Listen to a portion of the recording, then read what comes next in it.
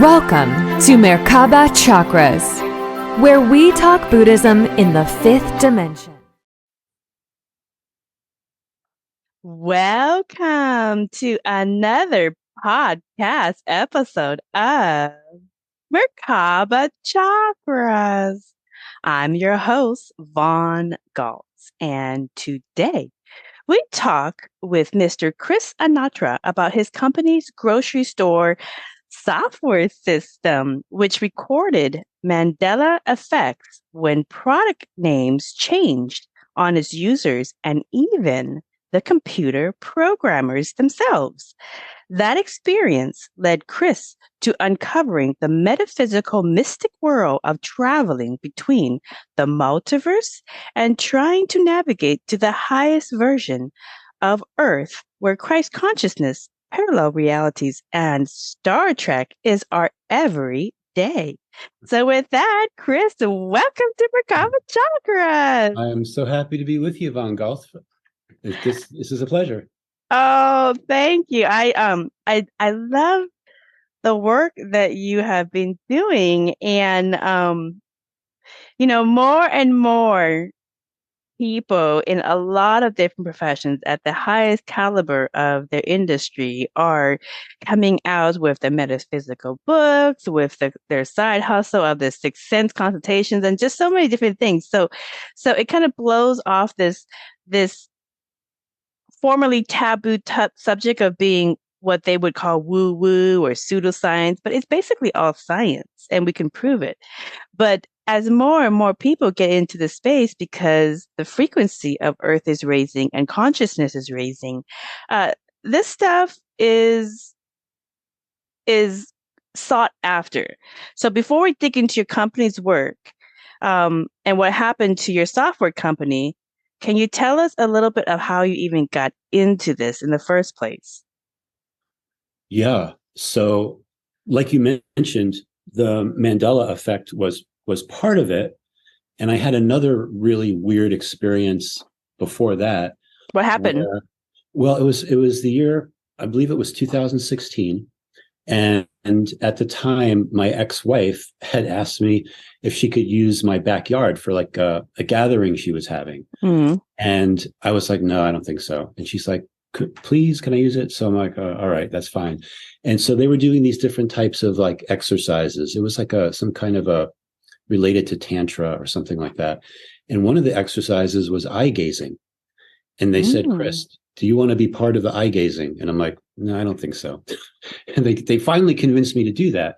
So we had to line up, with our backs to everyone, and then we had the person behind me. I thought I was going to do the eye gazing with, but that's not what happened, because we all had to shift over like two spaces. And then when I turned around, there was this young lady. She's probably 25 years old, and she had these big green eyes. And we started the eye gazing. And about 45 seconds into it, I almost passed out. And I'm like, I'm really sorry. I'm dizzy. I don't know what's going on. I go up into my bedroom, and I sit down on the edge of my bed, and I look up, and I see two feline cat people, humans. And I'm like, did somebody just install a holographic projector in my bedroom? Like, is someone playing a joke on me? And, there was a male and a female, and the male was like dressed in a blue, like military outfit and like a feline head, but humanoid body. And the person next to him must have been his wife, but she was wearing a beautiful blue dress, and she had a ruby on her forehead. And I was thinking to myself, what the heck is this? And then, so I'm asking my friends, what could this possibly be? Most of them are saying, like, you need to get medicated. This isn't normal. But I was like, but I feel totally normal. Like, I just, like anyone else, all of a sudden you look and you see something and it's there. So then that got me introduced to the Akashic records, because somebody said, oh, I bet you're tapping into your Akashic records. And I was like, Akashic what? I never heard of Akashic records before that time. That's how far I was out of this whole thing. I was running my software business, food distribution, finding the most efficient ways to move a pallet of avocados from point A to point B. And so started with that. And then these Mandela effects started to hit me. And that really was like messing up my mind, because I couldn't make sense of it. So that's basically like the synopsis of how I got started with this. Okay, so that was your first experience that kind of got you towards your spiritual path. Like you weren't spiritual before. I'm not talking religious. Like beyond religious is spiritual, but you weren't at that path before. I really was not. Okay. It's almost like I had to be like shaken awake, like wake up, Mm, Chris. Like, so yeah, I had to have some really things that were right there in my face for me to begin to like wake up and get out of the trance I was in of this, of the matrix, so to speak, and uh-huh. to go to another level. Yeah. So a couple questions about that, because I'd like to understand the experience that crossed you over to this aspect of your sojourn. So when you had that experience, did these two say anything or send any images or messages to you, or was it just to show you they there? They just stood there. Like I said, it was like a holographic projector. And then what started happening after that, and maybe it lasted for 30 seconds, no longer than that. Then they just kind of faded away. And then from that point forward, what would happen is I would, like in the evening, I would like close my eyes like before bed and just kind of go like this, putting my hands on either side of my nose. And I'd see these 10-second movie clips playing in high definition color. And people would be saying things, but I couldn't hear them. I could only see the scene. I couldn't hear what they were saying. So that was like another level of like, what are these scenes? And it was so creative that it's the type of stuff that you can't even like. I say that I'm not even creative to make any of the stuff up, like the scenes that I saw. So it was quite amazing. Well, what kind of images were the most profound ones that you saw? Can you describe them? Oh man, I saw stuff from World War II. I saw stuff from Egypt. I saw myself like at the Mm. precipice of a crystal pyramid, like speaking in front of people, and another being standing next to me. Um, yeah, I saw like I talked about like the feline races. I saw like myself with canine races and trying to do something, convince them of something, and like doing like some kind of a public speaking before them. And actually, I kept a journal of all the different things that I saw. And at some point, I'm going to put this together into a book and like tell my story, so to speak, and Mm-hmm. what the possible meanings of all these things might be. Okay. So you saw some images of possibilities and you saw images of different existences that you experienced. Yeah, Now, on Earth and off Earth too. So not just this okay, planet, but on other planets too. Yeah. what other planets did you see that you remember the most about? I don't know what the specific planets were. They were, well, I do know where one was. One was from Aldebaran, and another one was had to do with before I came to Earth. So yeah, so those were two that like really stood out. Okay. And what happened to the planet Aldebaran? That's a planet that has a lot of interesting history to it. Um, there is the story of, well, some people have heard of Archangel Michael, but there's Mm-hmm. a story of the family of Michael. There's not just one Michael, there's actually a family of them. Um, so it had to do with like me being part of something that was there and speaking in front of a crowd of people. Again, it's always like all these things that I've seen is always like me speaking in front of a crowd of Mm-hmm. people, or a lot of times I see armies. And sometimes, like some of the armies that I would see, I look at their uniforms and I would be like, I've never seen a uniform like that. So I'd go onto Google and I'd look at like, I just scroll through like uniforms of armies from the past and be like, no, no, no, no, no. Mm-hmm. That's it. That's what I saw exactly. And which So, which uniform did you pick up? I'm gonna leave some of those details out. I Okay. spoiler alert, you have to wait for my book. Oh, are you writing the book right now? I'm in the process of getting all those notes together. Yeah, So it takes some time to organize. yeah, I've been spending a lot of time doing my Symphony of Realities videos, and I'm going to probably do one more. I've got like another one I want to do, and then I want to focus completely on the book. So Yeah, yeah. So some more to come. That's exciting. When you yeah. get that book, hit me up. I want to interview you about and have a book interview. So Okay, great. planet Deberon, I am curious. Did it blow up or not? No, I'm not going to say it blew up. Oh, okay. Yeah, no. That's good. That's good. I've had some quantum hypnosis and sixth sense clients that are plagued by memories of their former lives in different planet systems that blew up from different feuds that they were involved in. So Yeah, I was curious about that. even in our solar system, the asteroid belt is said to be from the planet Maldek. So yeah, exactly. Okay, so when you had these experiences, did you start seeking metaphysical information to study and get caught up to try to explain what was happening? Yeah, I'm still getting caught up. There's so much to learn. And sometimes I'll speak to people that have been like into this field for a long time, and they'll use terms that I just never heard before. So there's a lot of like research and understanding and me getting to like another level so I can make sense of it. Yeah, yeah.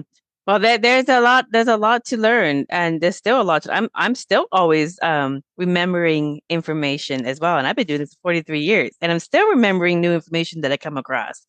Like when you see certain information, it triggers a memory, and then all of a sudden you have a knowing, and then you Right. just talk about it like it's a memory that you already experienced. Right. So do you get those recalls a lot when you see something, you're like, oh yeah, and this is how it happened, and that's how it happened. This is how you do it, et cetera, et cetera. Yeah, you get kind of those downloads. And for me, it's Mm. usually like when I first wake up or I first go to sleep. That's usually when it's easier for me to get into that hypnagogic meditative state, and then Mm. information flows too. Oh, now I wanted to. I've watched a couple of your interviews, and you do this blinking thing with your eyes a lot, and this actually is part of an effect that happened to you after your series of awakenings. So you had these awakenings about 5 or so years ago, but then this happened to your eyes. What happened to your eyes? Yeah. So my vision was always like really good. 2020, at one point I was 2015. So like really good vision. And there was one time I woke up about 5 years ago and everything was blurry. It also coincided with the time when I was getting visions and so forth. Went to doctors, optometrists. Nobody could figure out what it was. They thought it was allergies. Finally, I went to an eye surgeon, and he was Mm-hmm. able to pinpoint what it was. But it's something that's, they say it's a hereditary disease called keratosis and keratinosis, and but no one in my family has it. Everyone in my family has really good eyesight. So Mm-hmm. even my parents that are in their 70s, they don't wear glasses or anything. Yeah. So yeah, it came on very, very suddenly. And to solve the issue, you can't wear glasses for it. You have to wear these lenses called sclera lenses, which I'm Mm. wearing right now, so I can see you. And they go over the whole eye, so they're really hard to get in, and they're Ooh. like a hard plastic. So every once in a while they get dry, so you'll see me like blink to kind of refresh them. So it's a little distracting, That but sounds painful. Is it painful at all? it's really not pain. Okay, it's It's not painful. at sometimes it's uncomfortable. Who wants to blink like that all the time? But Yeah, yeah. every once in a while, yeah, I have to like go like that, and yeah, and then So I'm better. okay, so you're wearing these for your keratinosis, which is why you're blinking, trying to rewater your eyes. But um, something happened to your vision when you don't wear it. What do you see? Yeah, so everything is blurry. It's almost like I'm seeing into two different worlds. And a lot of times in lights, like I'll see a light. It could be a light in the house or whatever. And I'll see beams in the light. Like I'll see a thunderbird, or I'll see like a Viking, and you can see every facial feature, and you can tell it's a Viking because of the helmet that he's wearing. And Hmm. yeah, and like looking at the sun, I see rainbows around the sun, and I see a lot of rainbows. So Hmm. yeah, but to function day to day life and to drive a car and all that, I have to wear these special lenses. So let me ask you this: have you gone on nature walks and seen like portal points, like high energy areas where there's a beam of light that goes up? That's typically a I portal point. Have you seen I that? have I have not seen that yet. Have you gone hiking to any of the areas where there's high frequency? Yes, I've been to some parts of the world And where you didn't see it yet? at a lot of times in those particular times, I actually have to wear my contacts because Oh, I wouldn't be able to walk on the ground. I wouldn't see my footsteps. It'd be hard to navigate. But sometimes I can feel it. Like when I went to Sri Lanka, I had an experience where, something had happened at a place of power there, and I blanked out, and things happened to me, but time travel and all that. But yeah, so someday I might try that, go out into like an area like that and take the contacts out and see what. yeah. Go to like Mount Shasta or Sedona, Yes. get to a specific where people typically stay. And you don't have to go to those places. All places have a portal point close to it. You can use dowsing rods to locate the portal points in nature. But you go to a portal point, make sure you're in that area, and then maybe take the contacts off and see what happens.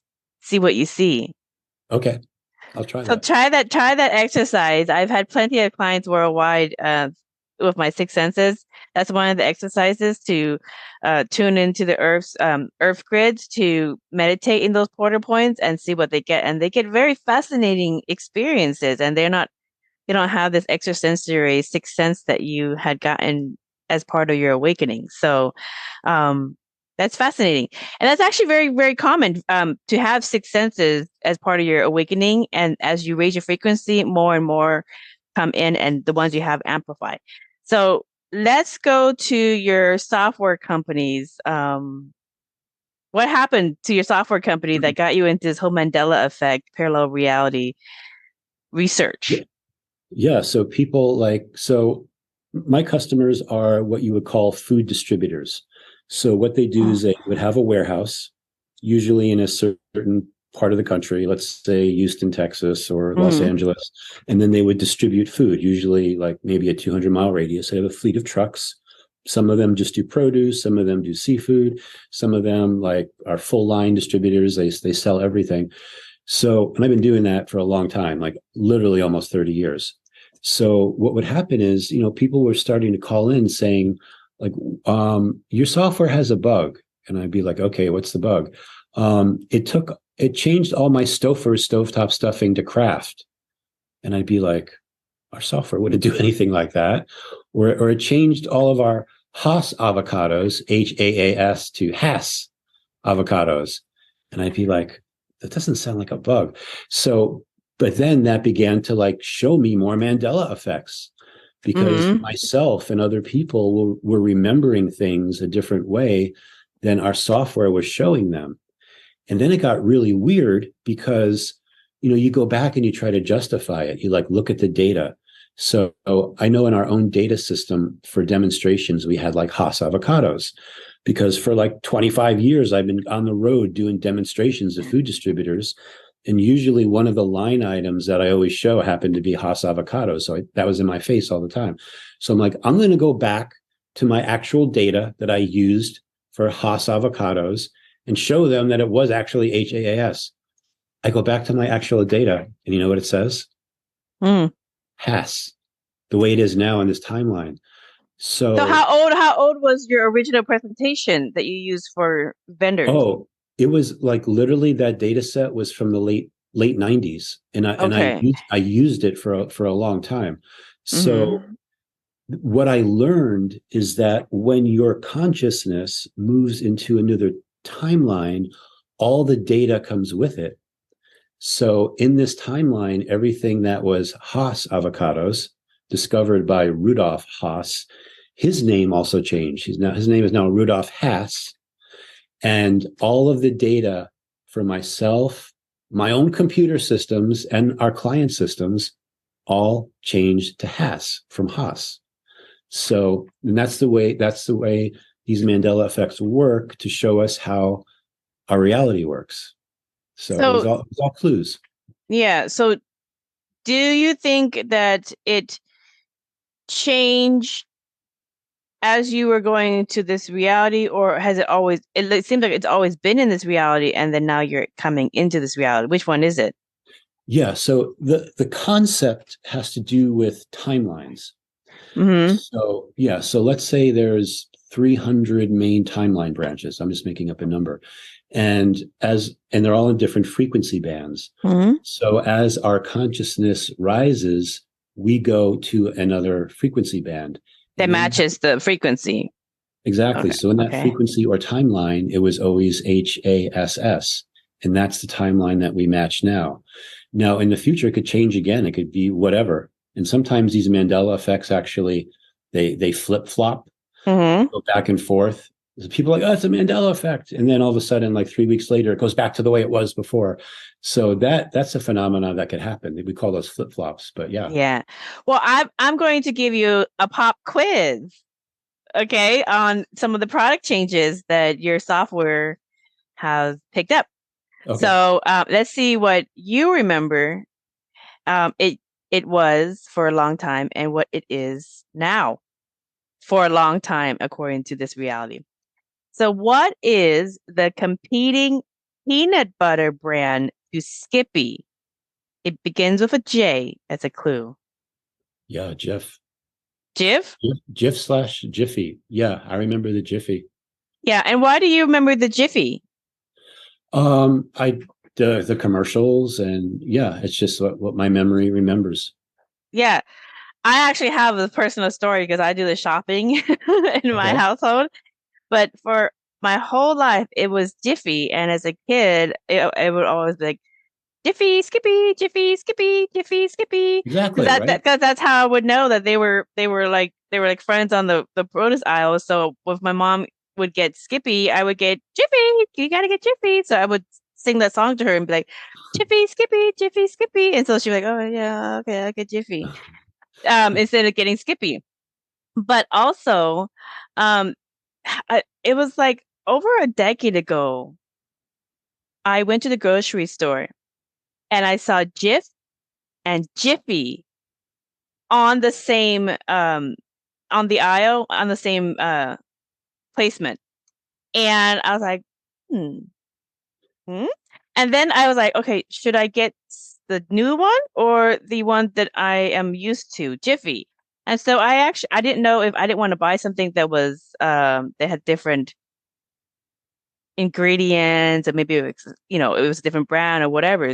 But I asked the grocery store stalker, what's the deal? And he just scratches his head. He's like, I don't know. Maybe they're changing their logo or something. I don't know. I just put it up there. I'm like, okay, well, I'll get Jiffy. And that was the last Jiffy I've ever picked up from the grocery store in my life. After that, I never saw Jiffy again. It's always been Jif. So what do you say for people who like, oh, it's just a logo change because Pepsi changed their logo? Yeah. Or the brand name change. Yeah, that's a good point. And brand name changes and name changes, they happen. That's definitely a thing. It reminds me, I was on this HBO show the other year called How To with John Wilson. And we were talking about stovetop stuffing. I actually went to a local grocery store with him. And most people remember stovetop stuffing. How do you make up the word stofers with stovetop stuffing? You have to have a memory of it. So the store manager was there. She was following us around. And she was like, no, Chris, like Kraft bought them out a few years ago. That's why it changed to Kraft.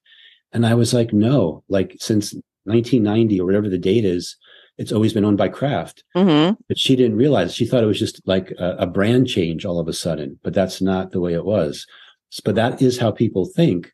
So I just say, do some research. You could find out very quickly how long a product has been known as Jiffy by just going online. There's different websites you can do some research on and find all that and see if it was an actual brand or name change, or if it wasn't, if it's always been the way it is now in this reality. Okay. Here's another one. How do you spell the cereal Fruit Loops? Yeah, this is a favorite one of mine. I know how you spell it now, which is Froot, but in my old reality, I thought it was like, I always thought they were going to get sued by somebody because it was Fruit. And I'm like, unless fruit is a sugar, this is false advertising. So yeah, Froot just to me is like, nope, I don't remember it that way. I remember fruit. Yeah, same here. I grew up buying fruit, Fruit, And when I saw fruit, FROOT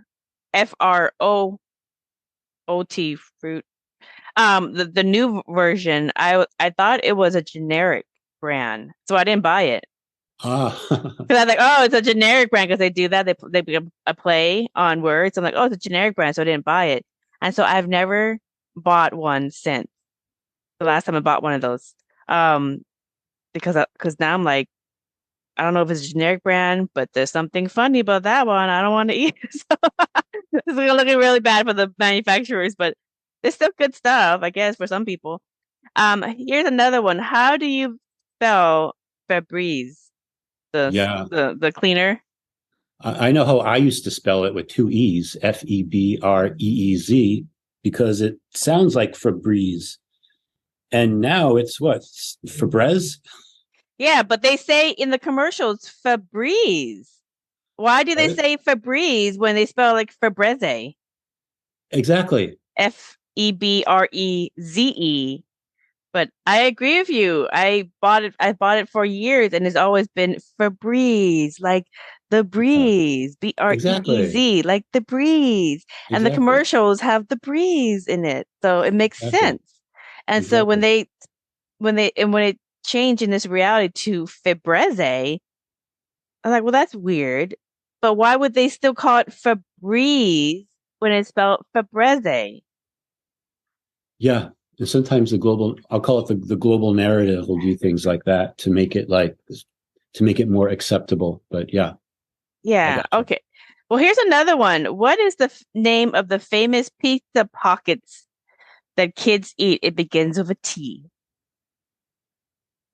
Pizza This, pockets that kids love to eat. this one I don't know. Begins with a T.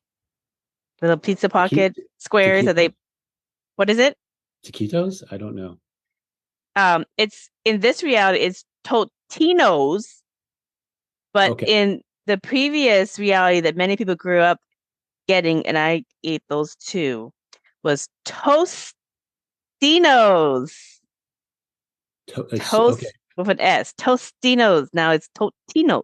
So they dropped the S. Yeah. Um, Gotcha. how do you spell Captain Crunch? I know. You know, I know how I used to spell it, like Captain, Captain, right? That's Right? how I used to spell it. Just like fruit. That's how you spell fruit. Yeah. Yeah, and now it's like he's not really a captain. It's KAP apostrophe N. Captain Crunch. Because Yeah, he's I not don't really know. Is this a better reality or a lower reality? I don't know because it sounds like the English language is losing it. I think it's a more truthful reality because fruit is not really fruit anymore. It's like more That's true. like That's fake. He's hmm not really a captain of any boat that I've ever heard of. So captain like is more of like makes more sense. So you Well, can look that's at it a good that way. way to see. That's a good way to see that. Yeah. Good point. Good point. Okay, what is the missing? What is missing on the Fruit of the Loom underwear logo? Yeah. This is a good one. Yeah. I'm sure like everyone watching this knows this too. The cornucopia. Yeah, the cornucopia, which is a basket, a weave basket where the fruit falls out of that you see on Thanksgiving. And they say that's just a logo change. Many people say it's just a logo change, but if you go back as early as possible, It's yeah. it's just fruit. It's never had it. And how could you make up a cornucopia in your mind, right? Yeah. So yeah, and it's interesting. This particular one, the University of Chicago this summer did this visual Mandela Effects survey where they took 100 people, tested their memory, and they one of the things they did was to see what do you remember with whatever it was, and one of the things was the cornucopia from Fruit of the Loom. So they showed the picture of the way it is now, one with the cornucopia and one with something else, and almost 100 out of 100 picked the cornucopia, but it's never been that way. So, and the result of the study was we need more studies to figure out what's going on with people's memory. So Okay, if all of a sudden you pop in and you have a brand new spouse And there's like, like in the sci-fi movies, they pop in, there's a brand new spouse, and you supposedly have this history of this person. And you're like, I don't remember you. I remember my other spouse. Let me go find my other spouse. These are the makings of a sci-fi movie. What if that's happening? It gets interesting. Okay, I have a couple more. Okay. What is missing in the Depend paper underwear? Yeah, I know this one too. For me, it was always depends adult diapers Yeah, with like it the S, depends right? on it. Yeah, yeah, Yeah, it depends. And now it's not that way anymore. yeah. That It's makes. I just mean, it's yeah, that singular, right? Depend depend. diapers. Yeah, Yeah, it looks weird. It's like, how do you? I guess you depend on the diaper, but depends. Like it can always depends. Yeah, I remember that one as well. Okay, how do you spell ready whip? this is a good one because this past Thanksgiving at my parents' house, my mother brings out Ready Whip, and I'm telling her like, look at the label. Like, how do you remember Ready being spelled? And she looks at it and she's like, what? But yeah, like we always remember it being spelled like the word ready, Ready. And I believe now it's Reddi. And how do you spell Again, the whip? oh, the whip, WIP, right? That's I think that's how it's spelled now, right? Yes, and do you remember it spelled any other way? Yeah, like whip, WHIP. And Mm-hmm. I think this is another sign that we're maybe in a more authentic type of timeline because again, fake whipped cream, you can't really call it like you can't really have the WHIP for whipped cream or so the abbreviations or the changing of the spelling show that it's like a fake faux product. So Oh, that's a yeah, good way of seeing it. That's a good way of seeing. Because I'm always asking the question: did I just pop into a better reality or a lower reality? Like, and the way that you're seeing these changes, that's a good way to see it too. yeah. Um, okay, how do you spell whiteout? Oh, The that's a good the one. the eraser, the paper eraser.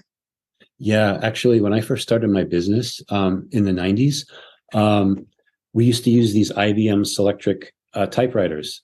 So, to type out labels or whatever we were doing, we used to like buy whiteout, quite commonly. And I would Mm-hmm. see it all the time, spelled white, WHITE. And now it's WITE. And it just looks weird. It just looks wrong. Yeah, so how do you rephrase that is a better version? Is it not real whiteout? And that's why it's wit out? Yeah, maybe it has something to do with mistakes, because that's the purpose of that product. But it would kind of white things out. Sometimes if you whited things out, you can still kind of see that there was something there before, so it Yeah. wasn't a perfect type thing.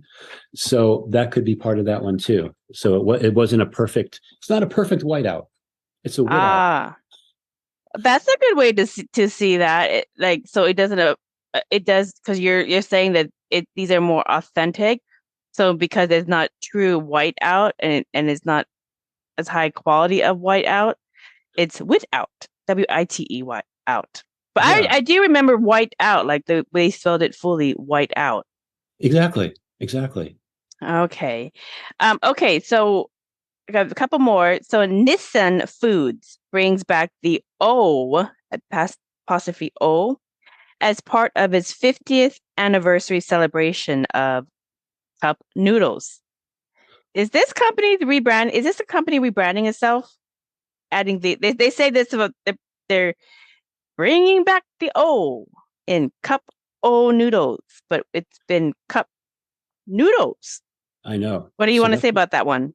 yeah, so that one I did a little bit of research on a while ago because at first all of a sudden you see cup noodles and it's like that was never it was always cup o noodles. And then you read what they say online about it that it was what it used to be that way before and they took it out. So that was a little bit confusing. So I put that Mm-hmm. to the kind of the questionable column because that company is trying to explain that and perhaps they're correct, but regardless, I always remember it always being cup o noodles. I never remember. I know, and the thing is, I used to buy it too. Like some of my sons like to have that, so I used to buy it by the case, and I would like see it. And in the last, like, before this change happened for 5 years, it was always cup o noodles. I go look in the closet, and it's cup noodles. So I know. yeah, I had the same exact way. Now this one is a relatively new one because some of these changes were like a decade ago or 10 years ago, and the cup O noodles is only a couple years old. So we must be like jumping into different versions of reality quite frequently, we are. It's based off intense. of these changes. You know, Absolutely. is there any other notable product changes that has always been this way, supposedly, that we remember differently You that you want to bring up? Yeah, I mean, there's so many. There's this product called Scotch Guard, right? So I have some in my closet. I go in to pull it out one day, and guard is spelled Gard instead of Guard. I call the Does Scotch Guard company, and I'm uh-huh. like, "Hey, when did you change this?" And they said, "Sir, it's been that way since like 1952." Sometimes these things kind of annoy you, and so I'm like, "I'm going to call the company directly and see what they have to say." So, but there's like literally so many of them, and just like the name, like Brussels sprouts. You've heard of Brussels sprouts, right? Yep. Mm-hmm. This timeline, it's always been Brussels sprouts, like plural, Brussels sprouts. I always remember just Brussels sprouts. Mm-hmm. So, but there's like so many things. Coca-Cola has this product called Coke Zero. Mm-hmm. It used to be called Coke. It's never been Coke Zero in this timeline. It's always been Coca-Cola Zero. Really? Yeah, look, you can look that one up. That must Raisin, be relatively new because a couple of years ago, I worked with some people who they drank it religiously, and that was the one that they always took out of the vending machine. It was Coke Zero. yeah, okay. I'll take like another one, like Raisin Bran. We're talking about cereal. Raisin Mm-hmm. Bran has like a sun on the box. I remember that son always had sunglasses. Yeah, And yeah. in this timeline, he's never had sunglasses. So he's not as cool. So what is the sun? Okay, so in your premise of understanding of looking at these changes as a higher version because they're more authentic, they're more true. How is the Raisin Bran son not having sunglasses because he's so bright? Well, How is that yeah, maybe higher? well, sunglasses kind of distort your vision, right? You need it because it's too bright. I can't see. It Uh-huh. helps you see better. Maybe now we're in a timeline where we can start to see better with our own eyes. Like we can see what reality is more authentically is. So maybe Oh, that's the way to look at it. that's a good way to look at it. Okay. And how do you see Scotch Guard with a Gard at a higher version? Like, why is this the possibly higher version of reality? Well, was Scotch Guard really protecting your furniture that much, or was it more Ah, a marketing thing? it So was more, yeah. So maybe yeah. the GARD is showing it's not really guarding like we're trying to make it out to be. You get some, you spill some red wine on it, and sorry, it didn't guard that one. Yeah, So that's true. So are you saying that in the terms of products in the higher versions of reality, that it must have integrity? If it doesn't have integrity, its name's going to flip to some wonky version that's not true? that seems to be the pattern. That seems to be the pattern that I'm seeing. Whether that's 100% correct, I don't know, but that's what I'm observing. Okay, because these changes are happening, and we have gone through these changes, and they've been happening for the last decade, maybe more, and some more recently. So they're constantly, flipping. It's constantly flipping the switch on us and the script on us. So it as we're following these and following basically we're traveling the multiverse. Some of the best ways how do you look at this in a positive way? How is this a positive way? So that is very interesting that you say that the changes are more resonant of a higher version of reality because higher versions of reality have more consciousness, they have more light, and they have more integrity.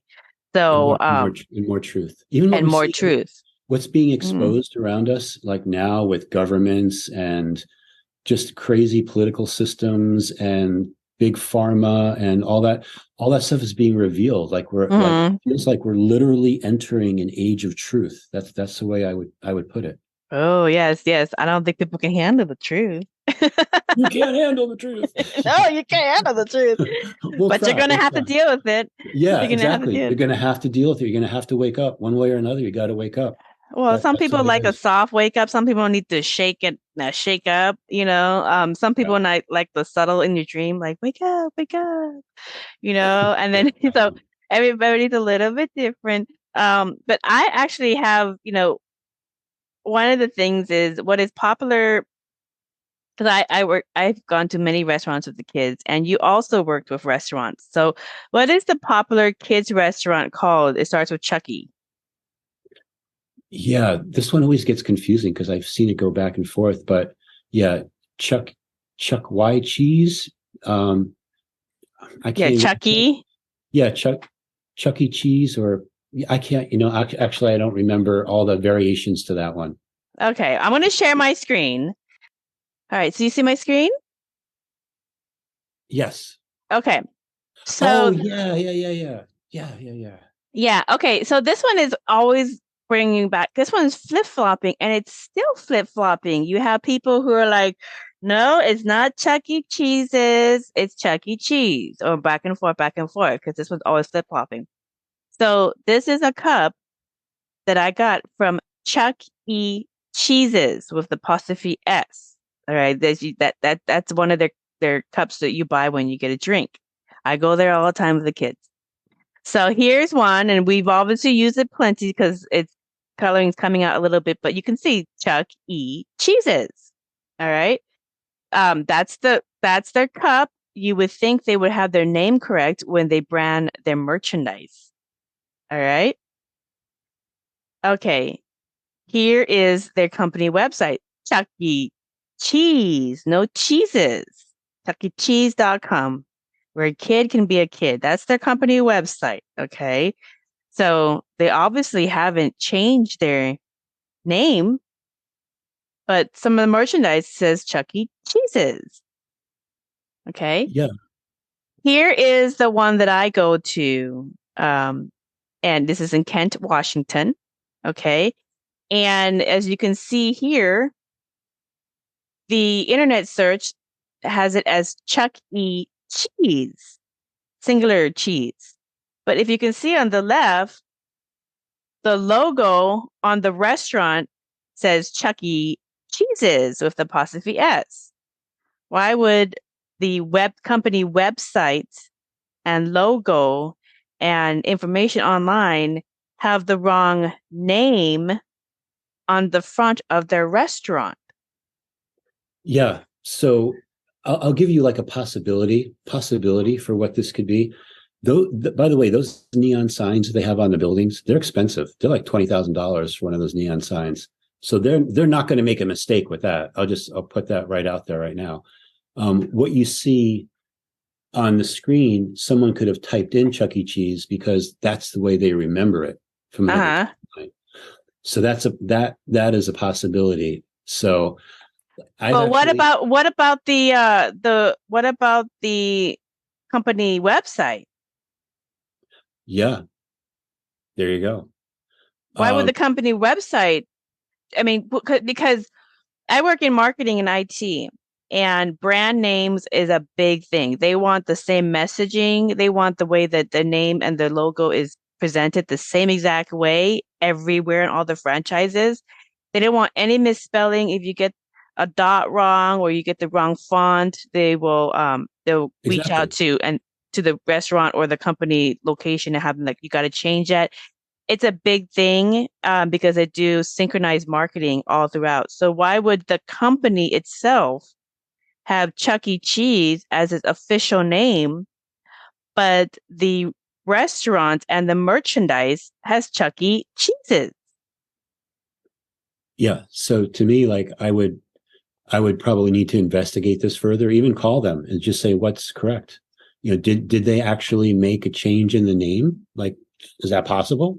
Do we have multiple timelines that have converged? Is that possible? Definitely something to look into. Yeah, this is flip flop, and this is right now. This is there right now that you can buy. This is the website right now, and if you look at all their stuff on their website, that's how their name is. That is what their name is. This is the outside of the restaurant right now. So somebody is not streamlining the messaging between the corporate office and the franchises. And not just here, but in other places too. You see these ironic idiot ironic mixed messaging on Chuck E. Cheese's. So there's it seems to be a big a duke out for Chuck E. Cheese's. Everybody's like, no, I want my kid restaurant to be Chuck E. Cheese's, and the corporate's like, no, Chuck E. Cheese. So this one is always flip flopping, you guys. So here's another one, Tostitos. Okay, I grew up with the pizza pockets, and a lot of people grew up with pizza pockets, and it was Tostinos, Tostinos, Tostinos after the Tostinos family. But they don't have Tostinos in this reality. It's never existed. But they have Lay's has a version of chips that they call Tostitos. Okay, I thought it was interesting. I was like, oh, that's different.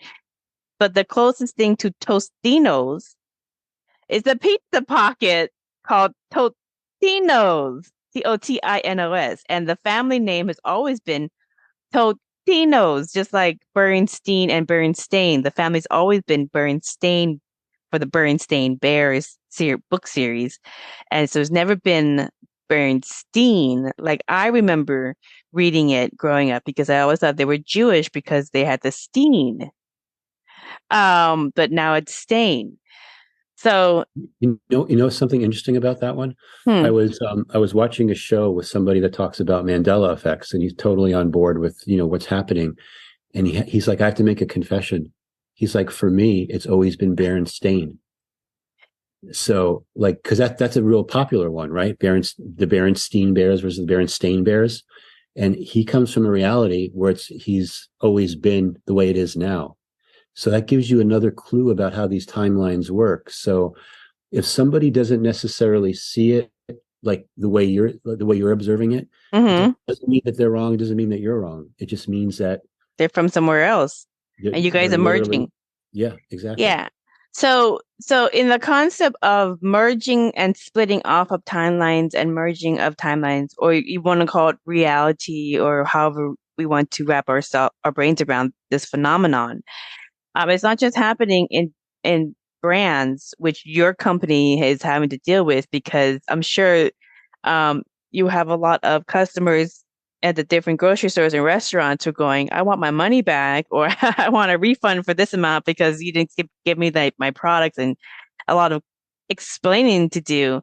But I found it funny that in this reality, there never was pizza pockets named Tostinos.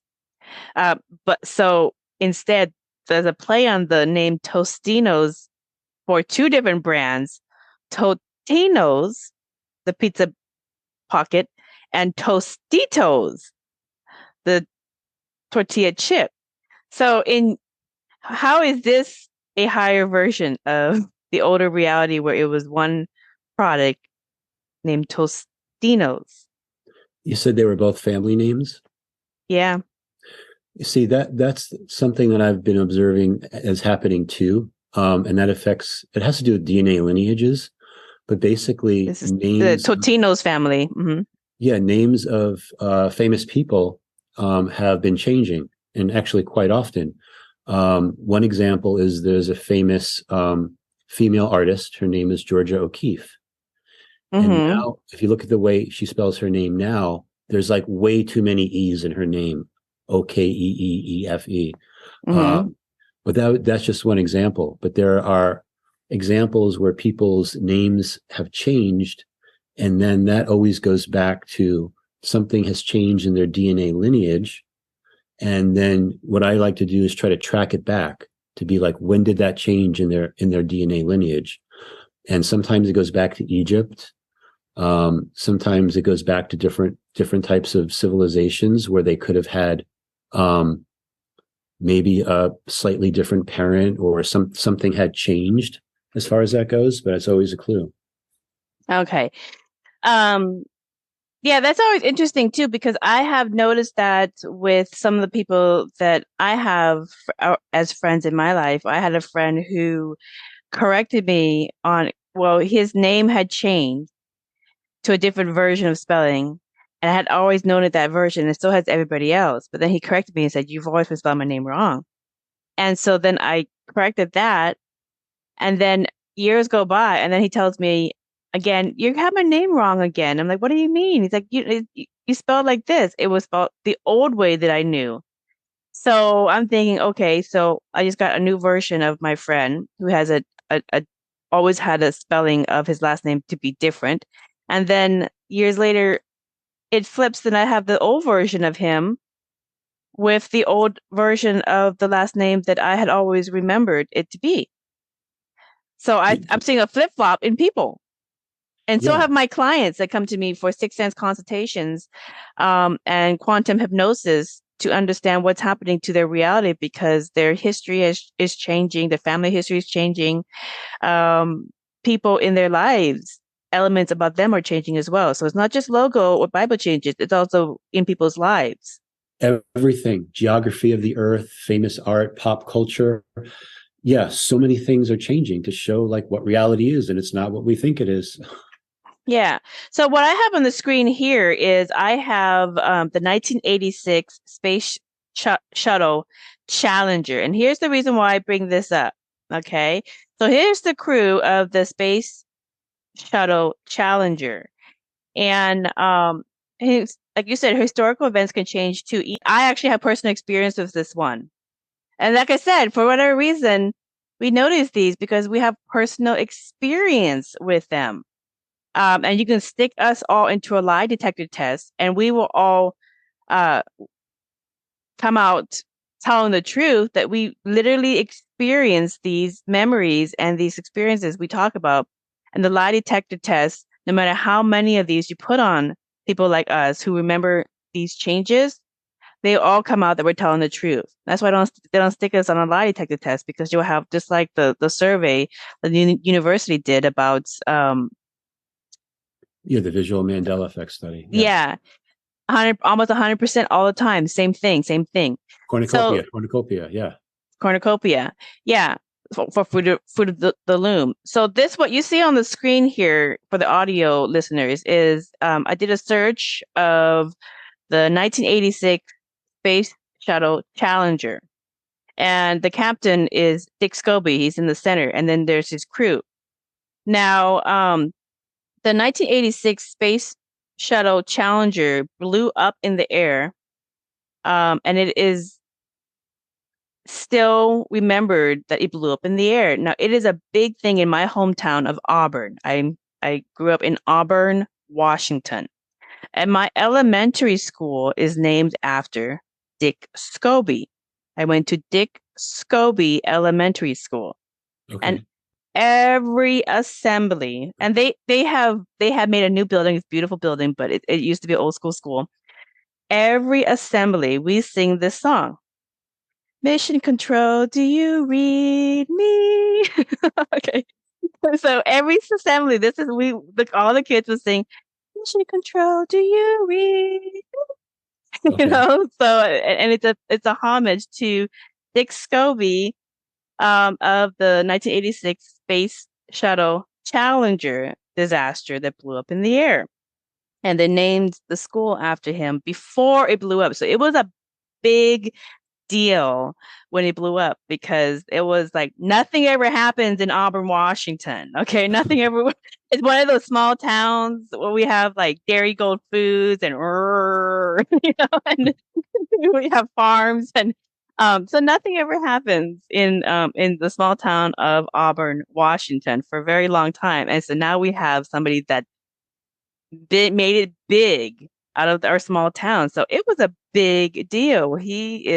Growing up, he was a big deal in Auburn, Washington, that we had an astronaut representing Auburn, Washington, and he's the captain. So when it blew up, it was a big deal. And so I vividly remember that. Now, Some people say that these people are still alive and they are looking. You can find those videos. I put it in the show description and you can see for yourself. But there are people alive now, age progress, that look almost identical, pretty darn close to these people. And there are claims that these people, it's their family members, siblings, twin, whatever, which is okay, fine. That's one of the claims. However, why would your family member have the same name? Why would a parent name two kids the same name? Okay, so that's the question about that argument. The other argument, some people say that they're double gangers. You know, there's double gangers. The gene pool, sometimes out of 8 billion people, will make similar copies. And that's fine. That's totally a understandable thing, because you can have people look very similar from different gene pools that come out. But then why would the name be the same? Okay, why would the name be the same? So that's the question about double ganger. The other thing is maybe they're cloned. That's one of the conspiracy theory for why some people look almost exactly like them. Maybe they're clones and they are living another reality, another aspect of their life in the same reality. That's one of the arguments. Another one is maybe this is a completely different timeline and the timelines are merging and existing at the same time currently. So there's all these options for why there are people who exist now that look like the Space Shuttle Challenger crew. What are your thoughts on this argument?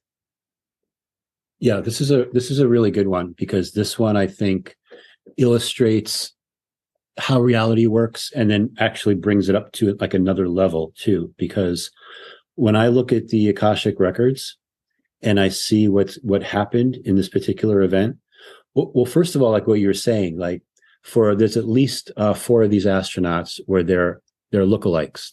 There's currently people that have the same name, same birthdays, or the day is off by 1 day, so slightly different birthdays, and they look exactly the same, but they've chosen a different course of life. So right off the bat, a lot of people are like, it's NASA, it's a, there's no such thing as the Space Shuttle Challenger never actually blew up. They're never actually on board. And then NASA just put them back into society to like live lives. So that's something that some people say. And it is true about NASA. What do they say it stands for? Never a straight answer. So that's one theory that people have. But what I see in the Akashic records is that what happened were some of these astronauts were actually very important people. They were what I call founders. And there's something called the founder race, and people that actually were think of them as part of the design of Earth or the solar system or the galaxy, depending on how you want to look at the reality and the roles that they played. And having some of these astronauts on the timeline made it like a billion times better than it could have been, because of their presence here. They were able to do things, their higher selves were able to do things with them on the timeline. So when they were taken out, so when the Challenger exploded, what I see happened was that, and this was something that was authorized by Earth, what happened was other timeline versions of them were brought back onto the timeline that we're on now, so that they could stay here, because this is a very important timeline that we're on. So Earth authorized other timeline versions of them. And that's why if you look at some of their history, like the woman at the top right, her name is Judith Resnick. She actually lives in my area. She is she teaches law at Yale University in New Haven. I'm in Connecticut, and I'm probably about 15, 20 minutes away from Yale University. Her life, she was never in that old timeline. She was a payload specialist. She was an astronaut. She had nothing to do with law, nothing to do with law.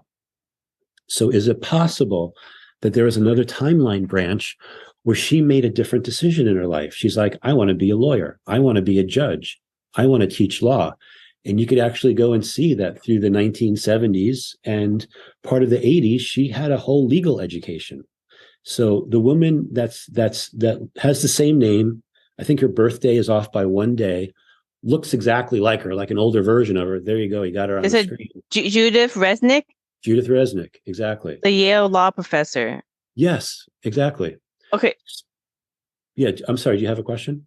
Yeah. So this is the argument. This is the argument, and we're not disrespecting anybody on the Space Shuttle Challenger. Full respect on that.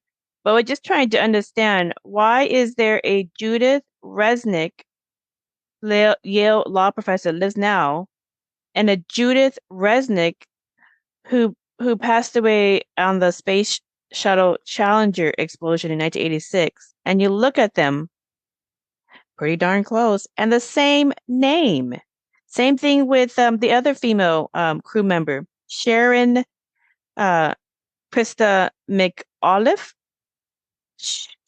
There's currently someone living now with the same name that is a Syracuse law professor, and also the same name and a very close lookalike of the law professor that was on the Challenger. And you remember, this is from, what is it, 20 or 30 years ago? So their age progressed. It looks 30 plus years ago. It looks like they look like the same person, and if the age progressed them, they will look very close to these two women who are professors. And if you ever talk to these two women, if you look them up on LinkedIn, they have a full history of their life as professors and their career as professors, and so they were never on the Challenger. So are these lives concurrent in the same timeline? Or yeah, and actually Dick Scobie is another one, because he I don't know if you're going to bring him up, but he has in this timeline, he's an advertising executive, and he owned an advertising agency in Manhattan. But yeah, so like what's going on? Is it possible, like, if there are different timelines and they were taken off this timeline branch and they weren't supposed to be, is it possible to cut and paste, take them from another timeline branch and put them onto this main timeline branch where they belong? And that's how a lot of this timeline editing and this type of manipulation, I believe, is actually happening. Yeah. So we're, and with all full respect, we don't want people to start, hunting down and trying to bother these people in their lives. They are living people, and they have their normal lives, and they have their normal families and everything else. But, and they'll think you're crazy. You'll think you're crazy. They'll be like, I was always teaching. I was always a law professor. Like, I was never right. And that's the way their life was. And that is the way their life was, and that is the way their life is. So, yeah, Richard Scobie, CEO of Cows and Trees Ltd., has always had this life as a normal civilian. He was never Francis Richard Scobie, the commander of the Challenger, even though they look spitting image of each other, and the same name. Are they related? Are they all related? And they just happen to have the same name. Michael J. Smith, professor of Emirates, has the same exact name and looks pretty darn close to Michael J. Smith, the pilot of the Challenger from 30 years ago. Yeah, you can't make this stuff up. Exactly. Okay, these are living people, and they have real lives, so don't bother them. Give them full respect. But we're just trying to figure out, there was the argument, well, they're all related. Okay, well, they're related. Ronald McNair, the mission specialist of the Challenger, it has a different name than Carl McNair, who is the brother of Ronald McNair. Okay, no problem. They're related. One person is in relation. These other people are not related, but they have the same name and they look like the Challenger members. Yeah. So you say, what's your definitive? What do you see in the Kasha records for this again? You say it's because they got inserted. Yeah, there are other timeline versions of these people. That's why their names are a little bit different. Maybe their parents decided, I'm going to name them this. I'm going to first name Francis, middle name Richard in one timeline, and the other timeline he's just Richard by himself, or whatever it is. But yeah, literally other timeline versions of them that have been placed into the reality that we're experiencing now. Okay. And I'll go one step further. I think this could happen to us. In other words, there could be experiences that we have because how I feel that timelines are merging. People might come up to us and tell us about things that they said we did that we have no idea what they're talking about. I've had that happen to me. Have you had that happen? Yes. I've had that happen in college. Let me tell my experience. I had that happen in college about 25 years ago at the University of Washington. I was walking down the street for lunch, and a group of college boys came up to me, and I was going into the hot dog restaurant, and they came up and they called me by a different name, and I said, "What are you talking about?" And they're like, I supposedly look exactly like the new girlfriend of their friend that they've hung out with, and she's a great gal too, and they enjoy hanging out with her. But they thought I was joking with them, and I said no, and they said no, and they looked at me and I said, "Listen, do you see a mole between the eyes on her? Does she have a mole between the eyes? Because I have one." And they said, "No, she doesn't." And I said, "Well, it's a different person." And they flipped out, and they had to take a picture with me. They took a picture of me, a little celebrity. They called their friend and said, "Oh my God, we found your girlfriend's double ganger," all these different things. But this also happened to somebody that I dated, and whenever he would go to Southern California, and he likes to go to sports bars, he would get people just giving him drinks and just being friendly to him. Well, he ended up finding out, because some people came up to him, that there's supposedly somebody that looks exactly like him that hangs out with them during the sporting events, and they couldn't tell a difference. So what was your story with this supposed double ganger experience? Yeah. So what'll make this more interesting is if all of a sudden, like the people that saw you and said you look like the girlfriend, if they went back to their friend and he like has a completely different girlfriend, or he doesn't have a girlfriend at all at the time, because that's kind of like what the experiences that we're talking about. Because I had an experience a few months ago where I went to Spain, and I was with someone, and she started talking to me, and after a while she's like, "I'm a little bit insulted. You don't remember who I am, Chris?" And I'm like, "No." And she was telling me about a restaurant that I owned or worked at in Los Angeles, and how I give her and her family the best table. And we always had a fun conversation, and I'd be like, "I don't know what you're talking about." But she seemed to know me and my name, but that wasn't, I'm like, I haven't been to Los Angeles in like 20 years. Mm-hmm. So, yeah. So those are the types of things. So now I wonder if that restaurant is still open, if she went back to it, if like it would be something completely different. She'd be like, "Where's Chris now?" And they'd be like, "There's no Chris that works here." So yeah, so those are the types of things too, where they don't exist anymore. Like you're now the main focus in the timeline. See, this has happened. I had it happen in college. I also had it happen when I went to Maui on a vacation many years ago, and about 16, 17 years ago. But anyways, I went to Maui, and I went to the opening of this new Japanese sushi restaurant, and there was a huge line, but they saw me, and I were gonna get on the wait list, and then just kind of go to the casino and hang out for 2 hours until they called us. And they immediately put me on the list, and they said, "Oh, hi, we're expecting you." They put me on the list. I'm like, "Okay." And then they gave us like the best seat. I'm like, "Okay, this is beautiful." And they did wonderful service. The owner came by and served us our drinks and was chit chatting, and they're like, how do you feel about the restaurant?" They're like, "I'm gonna give a really great review." And they're like, "Oh, that's good. You can check out the bathroom." I went to check out the bathroom. I said, "Oh, the bathrooms are beautiful." And when I was saying I was going to give them a good review, I was going to give them a good Yelp review as a customer. And they said, "Well, just Yelp? And I was like, well, yeah, that's where I'm Yelp and TripAdvisor. That's where I put reviews for my vacations. And they're like, you're vacationing?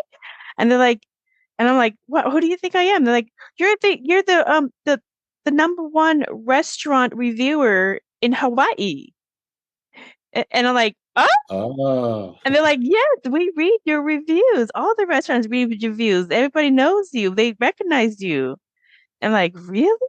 I'm like, well, let me show you my driver's license. They couldn't tell the difference. They read this woman's reviews. She reviews all the restaurants. What she says goes for what the best new restaurant is in Hawaii. And I showed them my driver's license. And they're like, Washington? I'm like, yeah, I'm a native to Washington. I'm on vacation. I work in IT. They're like, oh my God, you look just like her. And they, of course, they had to take a picture and all of that so they can like tell the woman when she actually does come to review them, if they do, that they got a review from her doppelganger. So you know I don't what? know if it's the same person from my college, but I'd That'd like be to fun, know. right? Hmm. Yeah, almost like use that to your advantage. Like, Go you don't along know with who it. I am? Yeah. So if you guys come across that, please take pictures and evidence and show it to the original person that you think this person that you came across looks like, and then do a side by side and take a video, because I haven't seen that where they show the here's your lookalike walking around with like real, you see it with celebrities. Okay, so here's the last image that I wanted to show you of flip-flops or changes. Okay. So historical events can change too, even real-time ones, such as how to spell the name of the current Ukrainian president. Now, what you see on the screen is me catching the switch over. Okay. So I have been watching this unfolding of the Ukrainian-Russia war as an observer. I don't get too caught up into it, but as an observer. And I observed one day that the name of the president changed to two Y's. And I saw your interview where you mentioned this as well. So then I knew, oh, it wasn't just me that was noticing that. So I went online and I did a search. So this is a screenshot of the online results. And as you can see, president.gov.ua is the official website for the president of Ukraine. The official website. You would think that they would know how to spell their own president's name on their official country website. But here's what I noticed. 12 hours earlier on the official website, it was Zelensky with one Y. And then hours later, 3 hours, 9 hours later, 9, 10, 11, 12, yeah, 9 hours later, it changed on their official website to Zelensky with two Y's at the end. Why do you think that's happening? Were they always spelling his name wrong this whole time? Yeah, that one's really interesting because I've also seen it spelled SKY and SKI. I've seen different alterations of the name, and from different journalistic, whatever sites that are talking about him. So why are there different like name spellings? Well, the global narrative will tell you it's because it's a Russian. Maybe one way is a Russian version of it, maybe one way is a Ukrainian version of it, and they're both different. Which, like, to me, if I was this guy, I'd be like it's two Y's, guys. Don't mess it up anymore. I want it to be two Y. I don't want the singular Y anymore. So to me, is like, is it possible? Like, this is a possibility just for people to think about. Is it possible that there's a concept called timeline editing, where you can take those that are in control of things, so to speak, part of the global narrative, that have the ability to do this and manipulate events. Is it possible that there's different versions of this individual that they timeline edit, and based upon the results, because maybe these two different spellings have a little bit different personalities, or they've done things a little bit differently in their history. So lately I've seen it spelled a lot with just SKY. Lately I haven't seen the SKYY, but it does appear both ways. So again, is it is it just they can't spell the guy's name right, or one is one way to say it in one country, another way to say it in another? So these are some things for you to think about. But I like going more on think about this possibility, because I think the whole thing with timeline editing and timeline insertions is a real thing and is really happening. Okay. So, yeah, because, okay, so that's just, it's the same argument as, well, maybe they changed the logos on the brands, and that's why your company is not keeping up. Maybe they changed the logos. Maybe they just rebranded themselves. So all of the mainstream news, CNN, BBC, etc., as you see on the screen, has his last name spelled with the Y.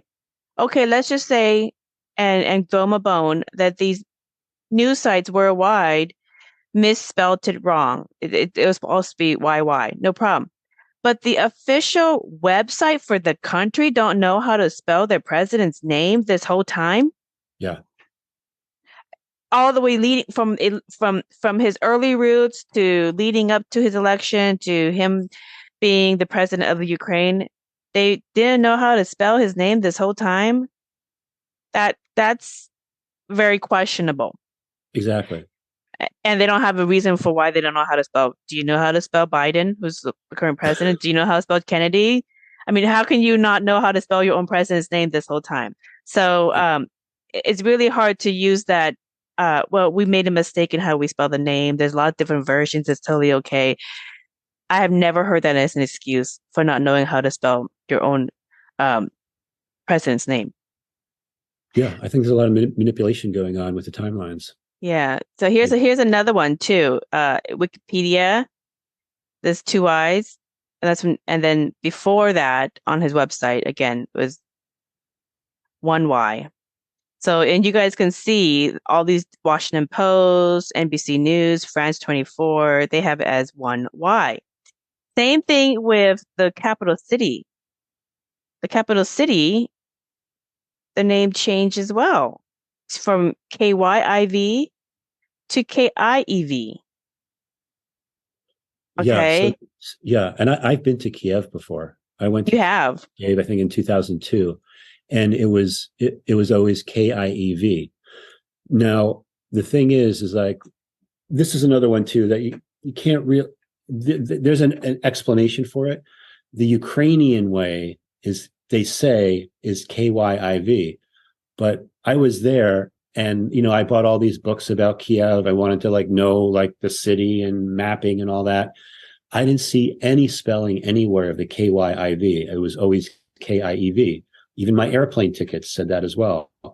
But what the global narrative says to explain this one is that it's just, one is the Russian spelling and one is the Ukrainian spelling.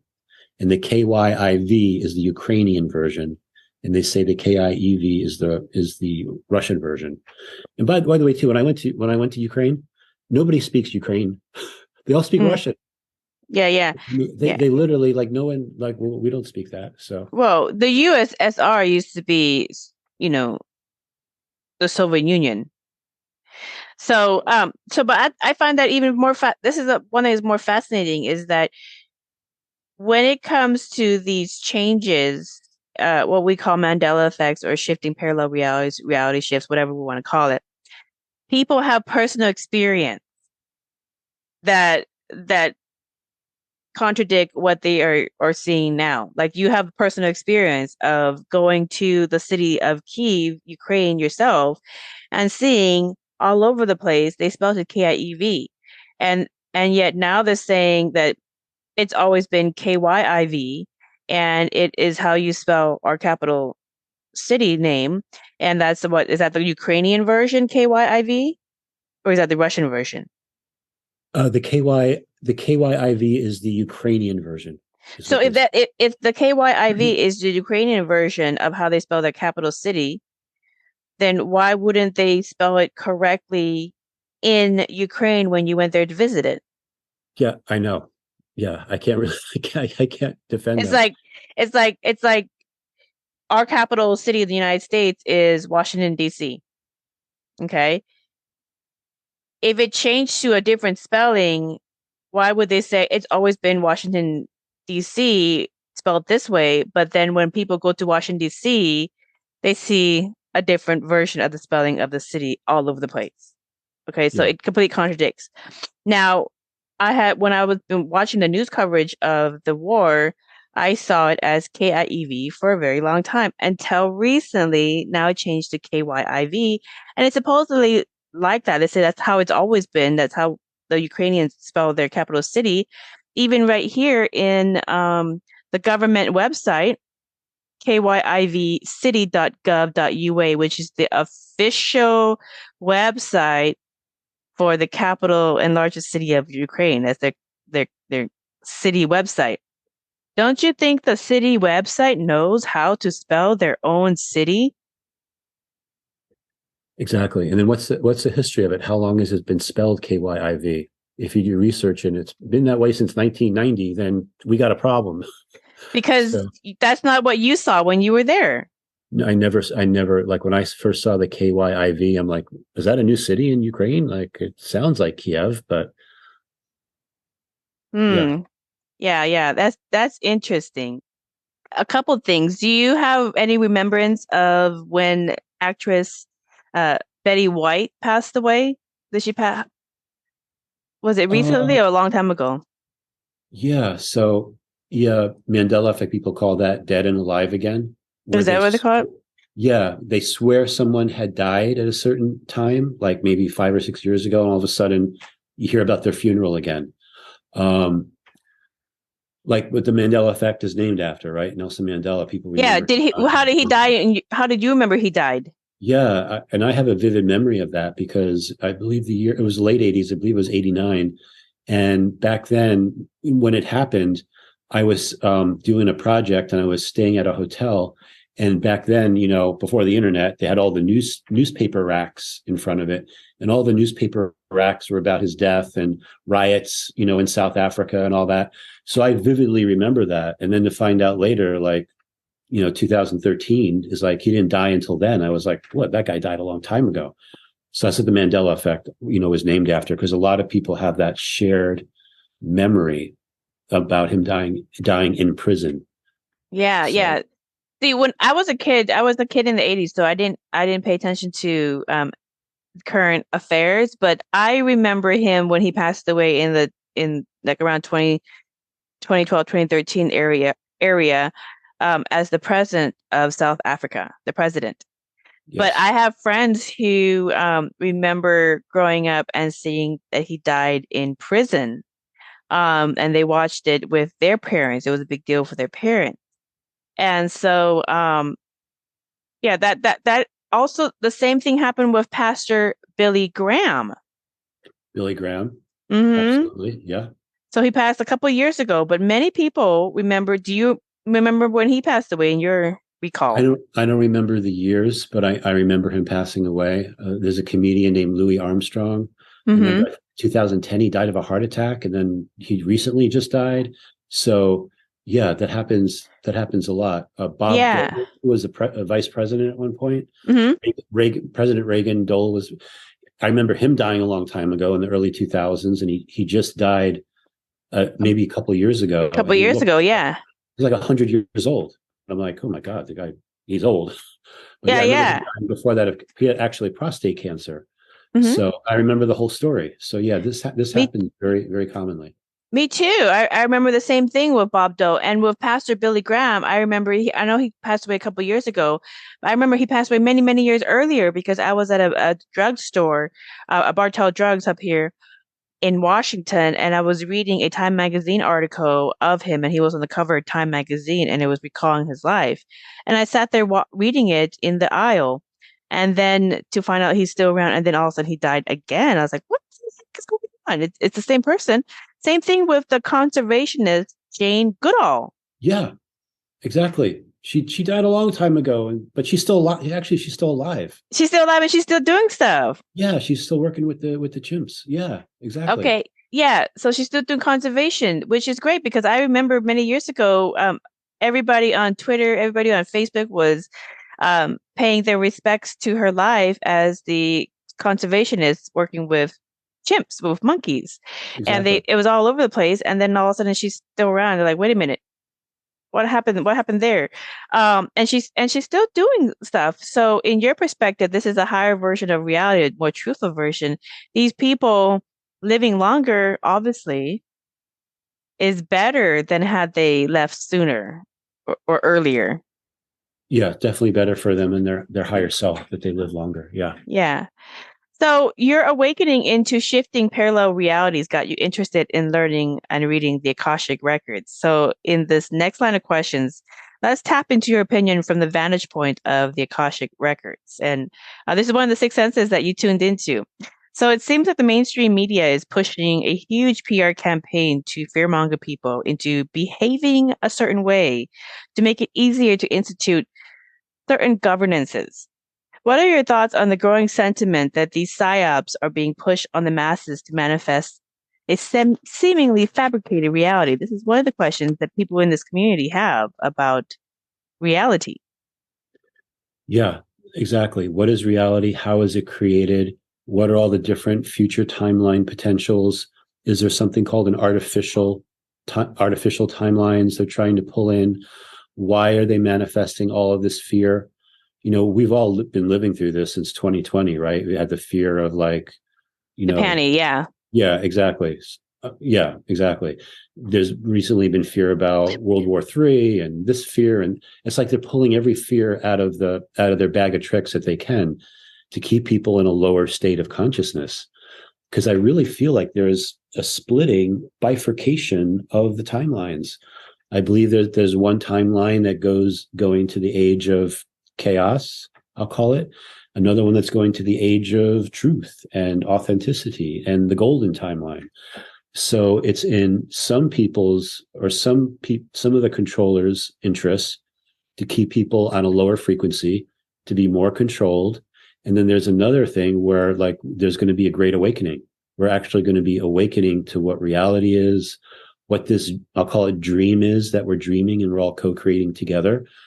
And once we get to that 100th monkey effect, because you probably heard of that term, 100th monkey, as soon as we get to that tipping point where the consciousness begins to understand how we're being manipulated and what reality is or what it could be, that's going to change everything, because then you can't get control over anyone anymore. You can't give them fear. You can't tell them what to do, because people like start to understand things on another level. And to me, no matter how you look at it, we're like living at probably one of the worst of times and the best of times, right? But definitely the best of times, because we're like at a crossroads. So I believe that there are some that are trying to manipulate things down one road, and others that we're not going there. We're going up there. So yeah, so that's how I think. And they're like I said, who knows what's going to happen till the end of the year or even a little bit into the future. But I think there's going to be some craziness still, of course. But I think going forward, like in 2023, things are going to start to change in a good in a good way for a lot of people like us and your audience that are on this path. Right. So as things get chaotic, and they will continue to get chaotic as, like you say, Chris, the energies are so high that integrity and truth keeps bubbling up, and more gets revealed, because there's just no way to keep it at those low frequencies, because reality is shifting to higher and higher versions of reality. So if you are at this point of consciousness, for everyone who is not at this point of consciousness, it is even more important that you stand calm and strong in the midst of the chaos going around, because other people who aren't at this level of consciousness will look around and see, kind of like going through a storm, like, where is the light? Where is the light? Where is the lighthouse? Where is, and they'll be looking. So you standing strong and calm and collective and prepared as things go nutty around you, and people act in panic and scarcity and in fear, and all the different ways that people act when they don't know what is happening. They'll be looking around for that lighthouse. So you can be that lighthouse. Okay, that's why we have lighthouses. I live by two. So Okay, so Mandela Effect are soft nudging to wake us up. Now, in Buddhism, we call this budding sixth sense, traveling between the multiverse as an awakening. And we call people who learn how to create physical reality through their consciousness ascended masters. So, AKA people who have gained mastery of reality by setting their frequency to earn dominion over their reality. So, I've been observing the ascension of Earth and its people my whole life. What's different from the master teachers of the past in Buddhist canon, such as Yeshua ben Yosef, Miriam Magdala, Siddhartha Gautama Shakyamuni, Kuan Yin, Bodhisattva, etc.? What's different is that this is happening on a massive scale of these type of people who are observant of reality and then manipulating reality based on what they want to experience instead of what's being projected. So why do you think this is happening? Use your sixth senses with Akashic record readings of why this is happening in scale.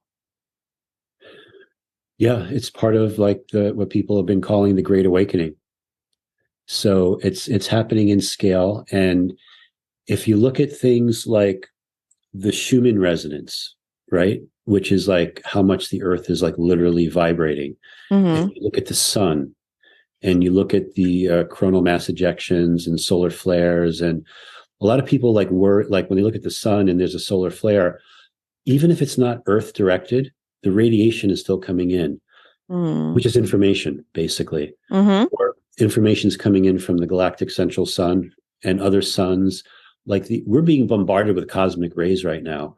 There are so many things that are happening that are actually changing things that for the most part, people are they might try to stay asleep, but that alarm clock's going to get louder and louder and louder.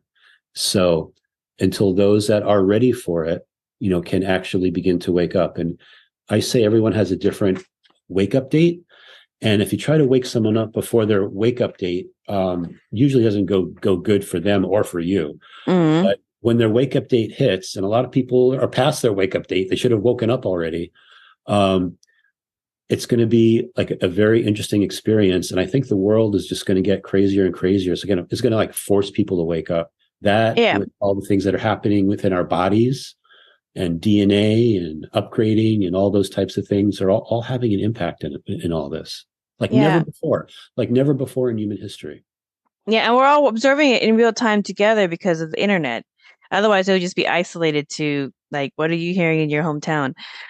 Maybe you have somebody from a different town come by and pass information on what's happening in their town. So, but the internet really allows everybody to communicate in real time in some way, shape, or form. But I just want to add right too, but they still try to censor it. They do. Or they try to, like, if you believe in, if you can see Mandela effects, they say that you're misremembering or you're confabulating. They try to make it seem like you're crazy. So that's another thing to look out for too. Even though we have this mass communication, which is definitely helping, global narrative doesn't want us to know about these things and tries to keep it away from people. Just wanted to throw that in there. Yeah. I've had I'm not going to necessarily go into who is trying to manipulate reality to keep us in lower consciousness and keep everybody else from waking up and realizing that they have dominion over reality and they can create from within their consciousness, be a higher version of them and travel the multiverse to higher versions of reality. So we're not going to necessarily go into the conversation, but I've had other episodes that go into that conversation of who are the controllers, and we can speculate on that one as well. But it doesn't really matter, I think, who they are, who are the controllers, how deep the rabbit hole goes. What matters is that you've realized the game, and now you're awake within the game, and now you can navigate the elements within this reality more fluidly and more consciously to create the experience that you want to experience in this reality. That's what matters is your sojourn, not the boogeyman psyops that's going on around you to try to keep you stunted in your spiritual growth. Speaking of spiritual growth, what's also different is that the tulku people were few in history, but it seems that these ancient alien soul incarnates and also incarnates from source are more abundant now. So in Buddhism, tulku is an ancient word for starseeds. And we've had tulku people come in through the monasteries to learn about metaphysics, consciousness, and energy healing, and basically to learn about reality and shifting the multiverse for a very long time. Like I said earlier, Yeshua ben Yosef was one of the tulku that we were told by source to find and bring into the monasteries to teach him everything that we knew so that he can pass the mystery schools in Egypt and his exams. We've also had many others like Kuan Yin and Miriam and Magdala and Siddhartha Gautama. So many. The list goes on and on and on. But that's not as much compared to the abundance of these people coming in. They're kids, they're young adults. Why do you think this is happening? Why are we having all of a sudden alien starseed reincarnation? Yeah, right. Who's the aliens, right? Right. Yeah. Well, You don't just get past lives of Earth life. You get past lives, like you said earlier, of different planets, like Deberon. yeah, I'm sure that everyone listening to your show actually has almost guaranteed past lives outside of Earth. Like this is not our first go around, with lives having here. Well, Earth is a pit stop, Yeah, however you want to describe it. But when it comes to like these Tulku kids, I first want to say I want to give a shout out to the moms, because the way I see reality too, like the mothers of these children are very important, because the way I see reality in this kind of virtual reality game, however you want to describe it, experience we're having, there's different groups of people. There's what I call the player characters, and then there's the non-player characters, the NPCs. Mm-hmm. And the way that I see the reality works is that only a mother that's a player character can only have a child that's a player. Will have a child that's a player character. It's possible they may not, but chances are they will. But a mother that's a non-player character will never have a player character. And it's these player characters, these special children. Some of them are what we call elite player characters. They're very special. And they're coming in now because now's the time.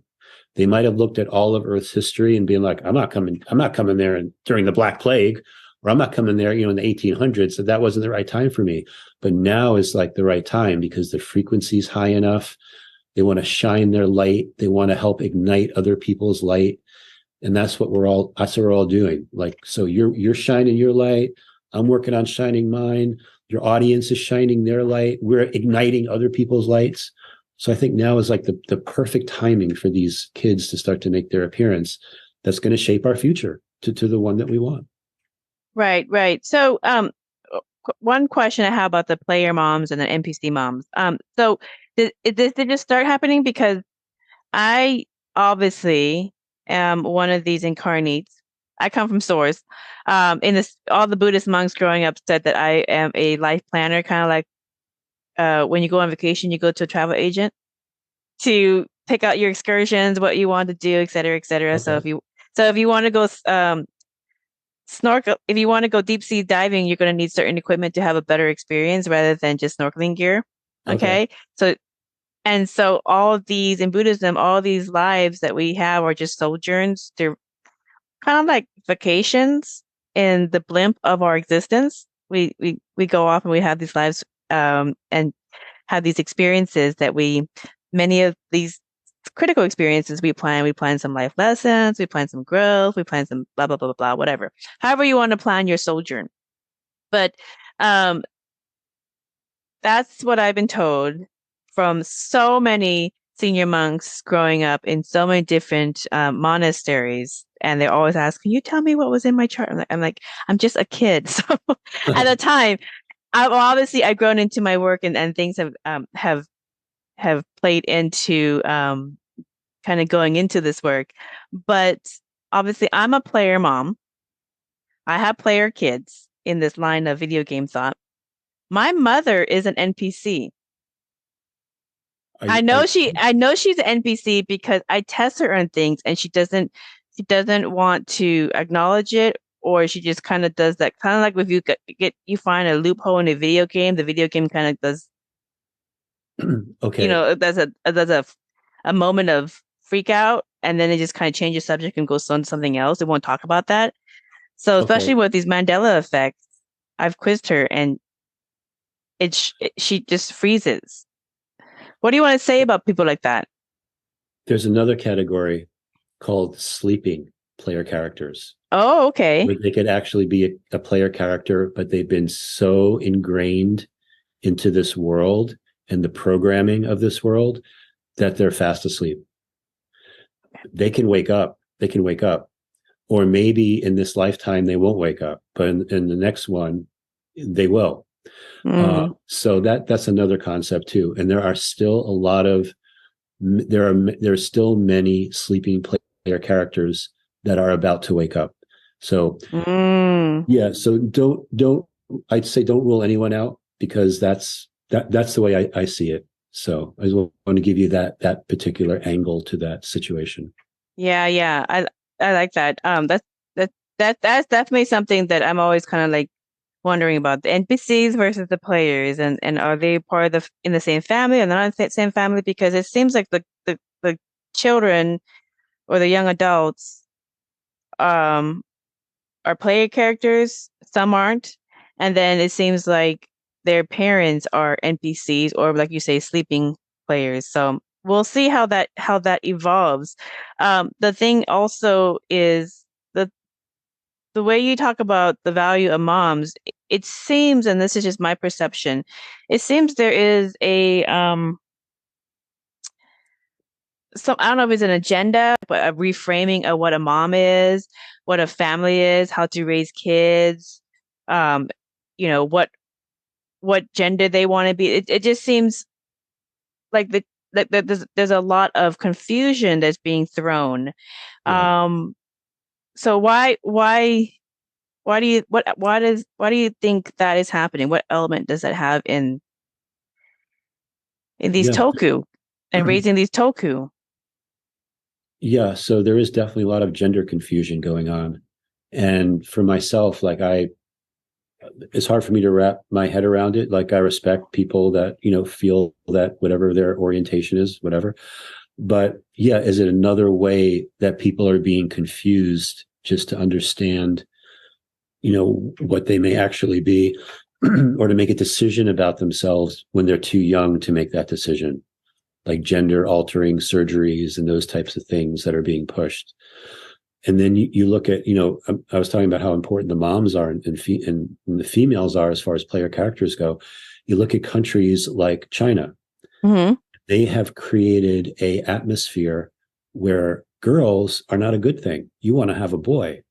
So they've created like a situation where all these extra males, and then perhaps that weeds out possible more player characters, so they could have more of a country filled with NPCs, which are literally more obedient. NPCs can be more easily controlled. Fear will get an NPC, like no problem. NPCs, they're told.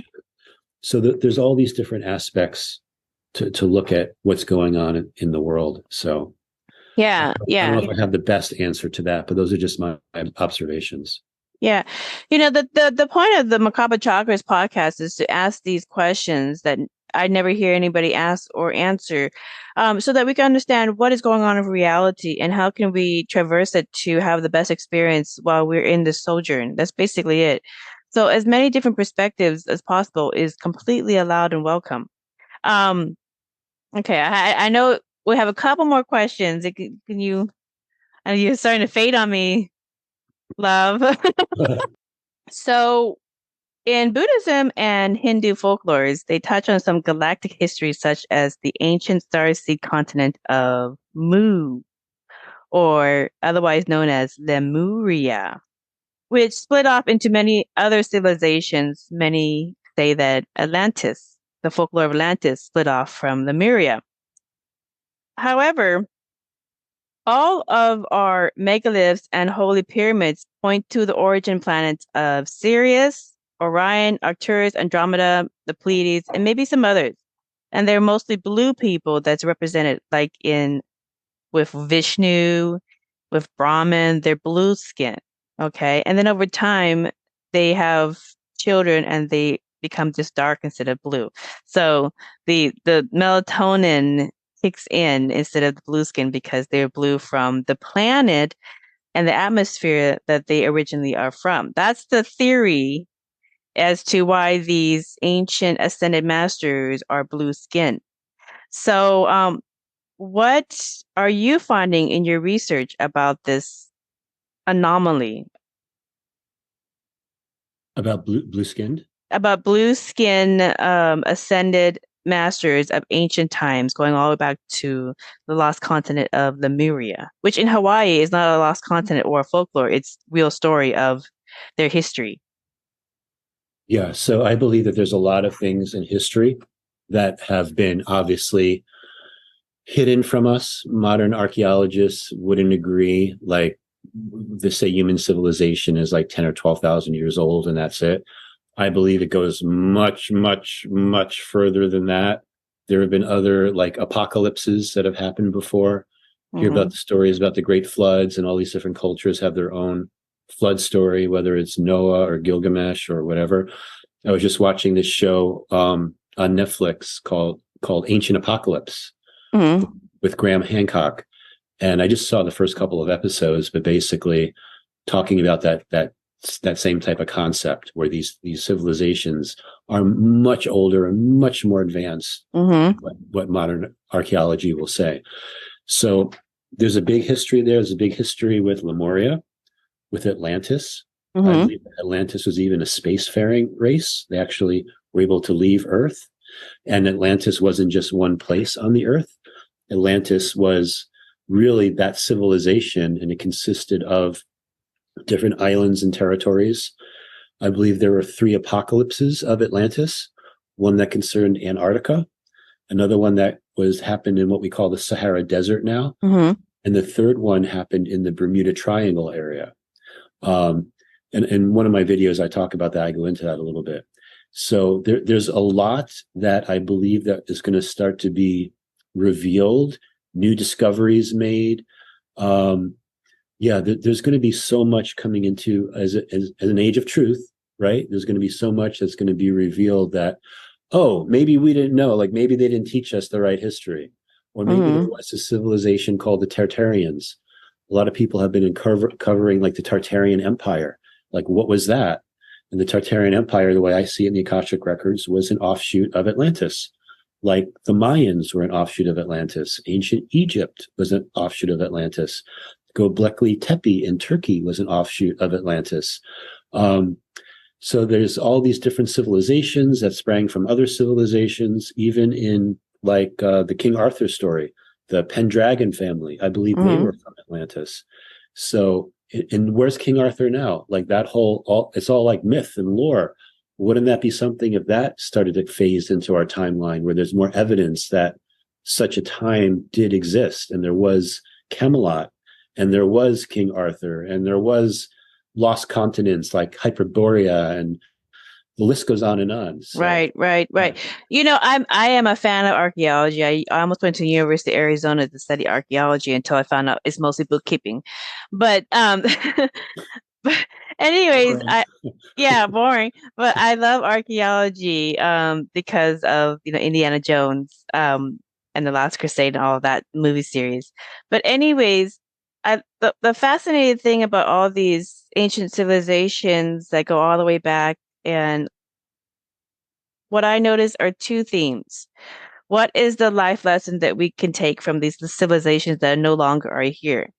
And one is that these civilizations, much of their knowledge was not passed to their children and their children's children and carried on to today. So there's lost knowledge. So the lesson that I always get, as wonderful as these civilizations are, and there are clues to some of the technology and some of the remnants that we can pick from the civilization.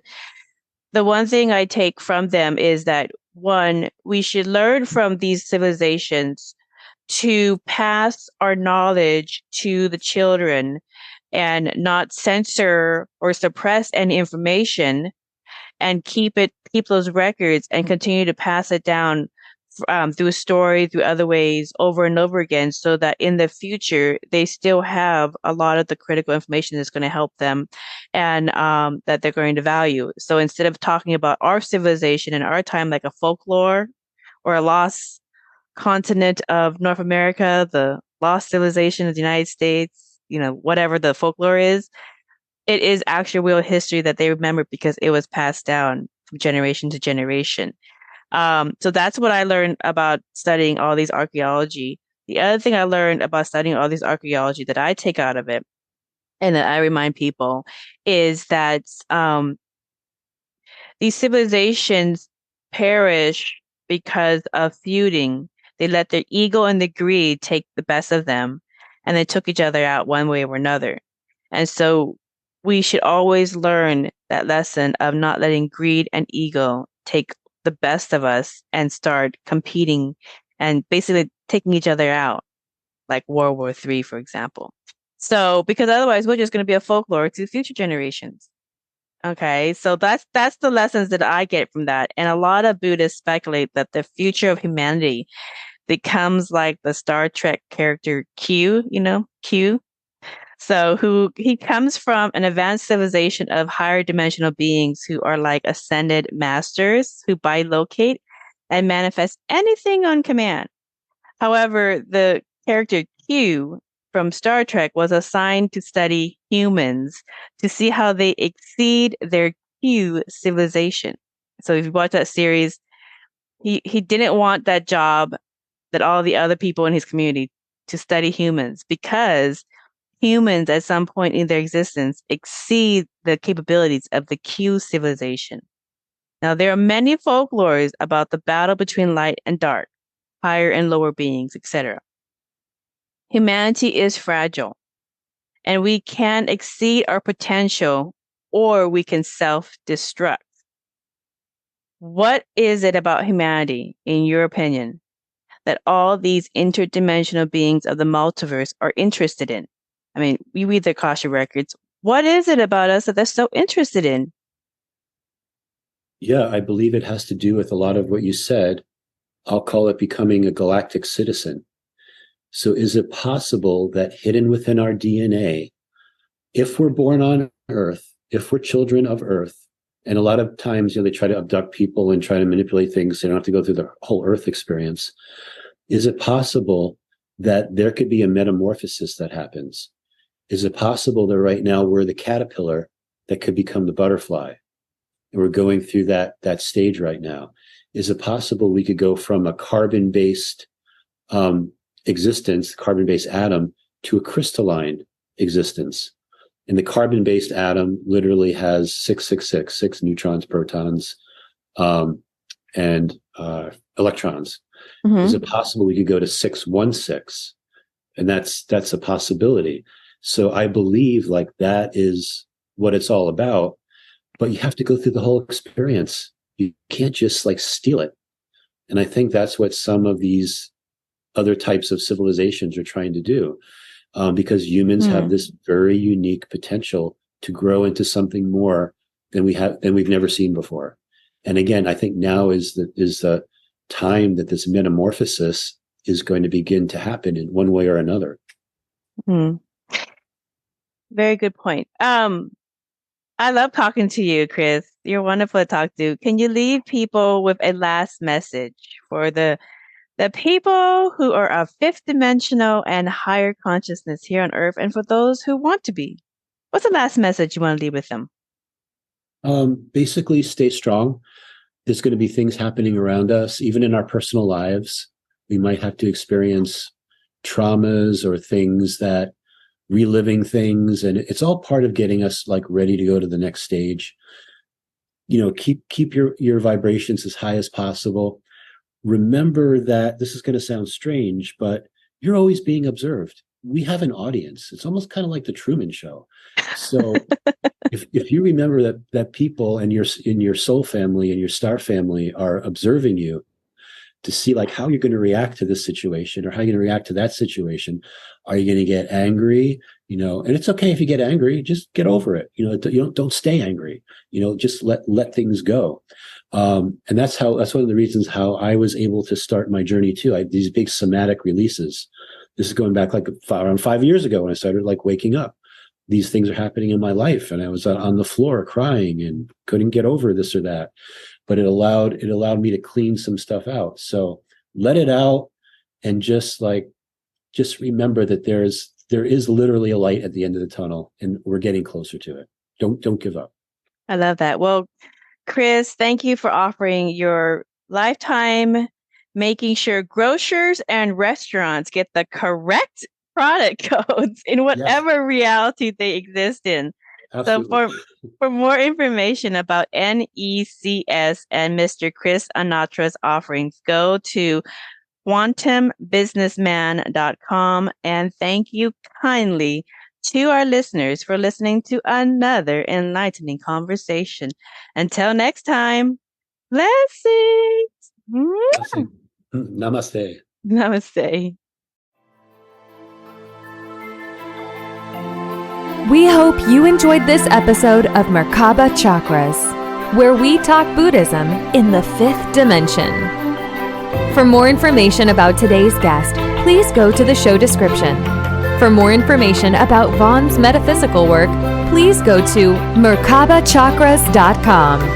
The views expressed today are for entertainment purposes and do not necessarily reflect the views of the host or replace any medical or legal advice. Don't forget to subscribe for more interviews about the 5th dimension. Until we meet again, blessings.